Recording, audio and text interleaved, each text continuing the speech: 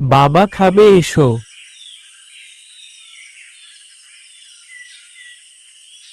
তাসরিফ, তাড়াতাড়ি স্কুলে যাব, কালকে তুমি আমাকে ডাক দিও।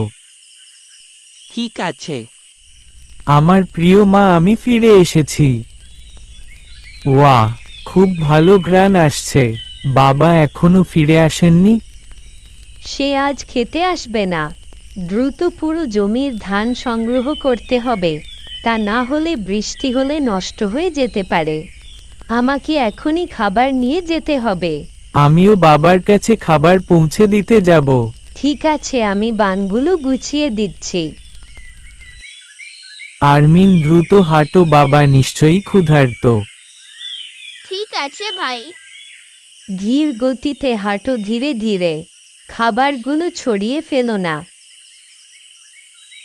বাবা খাবে, এসো। আসছি, তোমরা বসো ওখানে।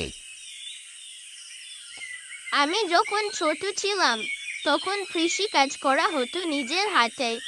যখন গম কাটার মৌসুম আসতো তখন বড়রা সময় মতো এসে তা সংগ্রহ করে নিয়ে যেত। অনেক সময় রাতের খাবারের জন্য বাড়িতেও যেতে পারতো না। বৃষ্টি বয়ে পুরো পরিবার, বৃদ্ধ এবং তরুণ এই কাজে যোগ দিত।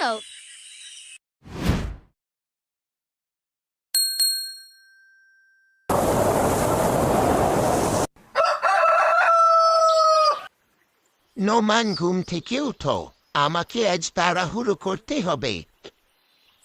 ও, আমি তোমার ছোট ফুফাইল বাড়িতে গরু ধার করতে যাব, তাড়াতাড়ি উঠো। ঠিক আছে, তাড়াতাড়ি উঠছি।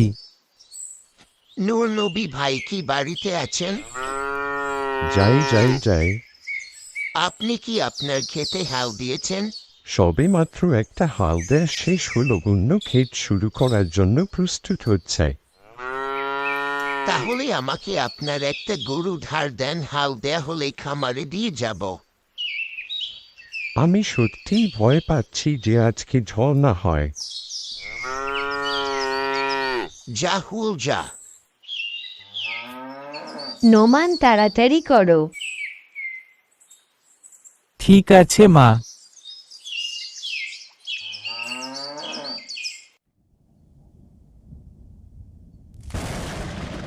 পরিস্থিতি বদলে যাচ্ছে, সামলানো কঠিন। বৃষ্টি পড়ছে, চলো নোমান, সবকিছু ঢেকে রাখতে রেইনকোট ব্যবহার করো। এই লোকটির সত্যিই খুব বেশি দৃষ্টিশক্তি নেই। বাতাস হচ্ছে, বৃষ্টি না।